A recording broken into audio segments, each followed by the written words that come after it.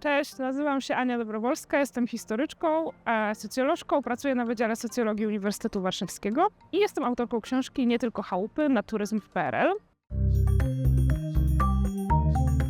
Pewnie większość osób kojarzy nagi wypoczynek, nagie plażowanie w PRL z piosenką Zbigniewa Wodeckiego Chałupy Welcome to, ale niewiele osób wie, że kiedy ta piosenka stała się hitem polskiego lata w 1985 roku, w chałupach na Półwyspie Helskim nie było już plaży na turystów. Nadzy plażowicze pojawili się na polskich plażach w latach 70. Oczywiście wcześniej były pojedyncze miejsca, w których ludzie opalali się bez ubrań.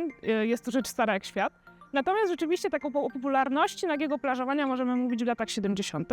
Ja to łączę z takim otwarciem się wtedy Polski na świat, przede wszystkim świat socjalistyczny, otwarciem granic wewnątrz bloku socjalistycznego. Na początku lat 70. można wyjechać bez paszportu, wyłącznie z wpisem w dowodzie osobistym do NRD, a potem również do Jugosławii i do innych krajów bloku socjalistycznego. I to wszystko sprawia, że ludzie zaczynają podróżować, podglądać to, w jaki sposób ten wypoczynek wygląda w innych krajach bloku i przynosić te wzorce z powrotem do Polski. No i ja nie bez przyczyny podałam tutaj przykład NRD i Jugosławii, bo to są te dwa kraje, w których nagie plażowanie rzeczywiście było w latach 70. już bardzo popularne, szczególnie w NRD, gdzie zaczęło ono stanowić część ideologii państwowej. No więc w latach 70. nagi wypoczynek pojawia się też na plażach w Polsce, ale póki co w takiej bardzo prywatnej konwencji. W konwencji, w której ludzie po prostu zdejmują ubrania, nie organizując się wokół tego jakoś specjalnie.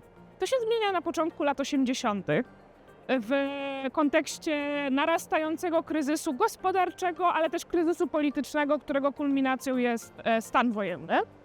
I on sprawia, że po pierwsze za granicę nie można już wyjeżdżać tak często jak wcześniej, ale po drugie zaczyna brakować tych sfer konsumpcji, sfer wolności, z których można korzystać w Polsce i ludzie zaczynają szukać alternatywnych możliwości spędzania czasu wolnego. No i taką alternatywną, atrakcyjną możliwością staje się właśnie nagie plażowanie.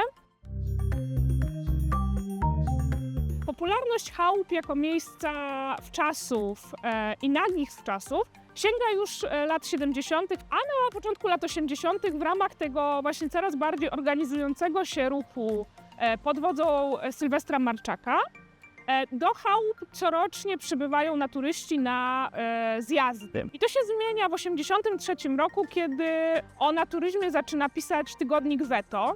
Promują właśnie wizyty na nagich plażach w różnych miejscach w Polsce, ale przede wszystkim chałupy, co trochę przeraża mieszkańców chałup. Wobec tej coraz większej popularności chałup jako miejsca nagiego wypoczynku w miejscowości zaczęło pojawiać się coraz więcej osób, niekoniecznie związanych z ruchem naturystycznym, czyli niekoniecznie biorących sobie do serca takie ideały tego, żeby nago być tylko na plaży, żeby zachowywać się w sposób aseksualny, żeby szanować okolice. No i te wszystkie takie konflikty sprawiły, że mieszkańcy chałup byli na początku roku 84 byli już bardzo negatywnie nastawieni do plaży naturystycznej.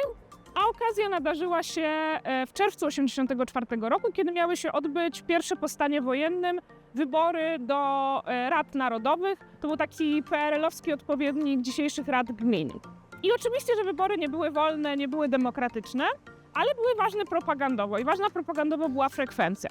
I w związku z tym mieszkańcy chałup wyczuli swoją szansę na wywarcie wpływu na decyzje władz i złożyli do władz województwa gdańskiego petycję o zakazanie plaży na turystów na Półwyspie Helskim. Władze województwa, obawiające się o legitymizację i tak wątłą władz PRL po stanie wojennym, zdecydowały się przychylić do tego postulatu i rzeczywiście zakazano w 1984 roku plażowania nagiego na Półwyspie Helskim.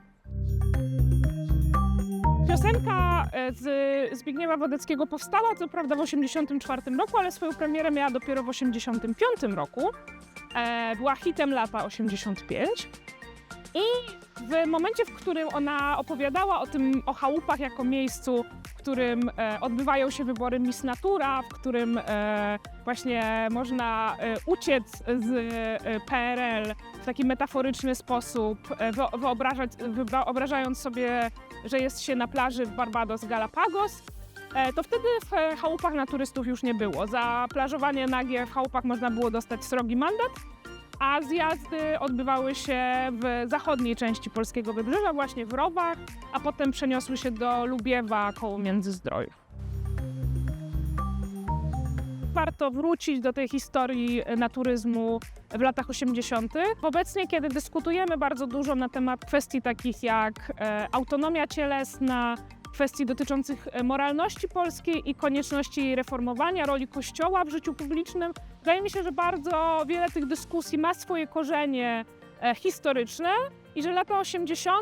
i ten przykład ruchu naturystycznego dostarcza wielu ciekawych przykładów do dyskusji o współczesnej polskiej obyczajowości.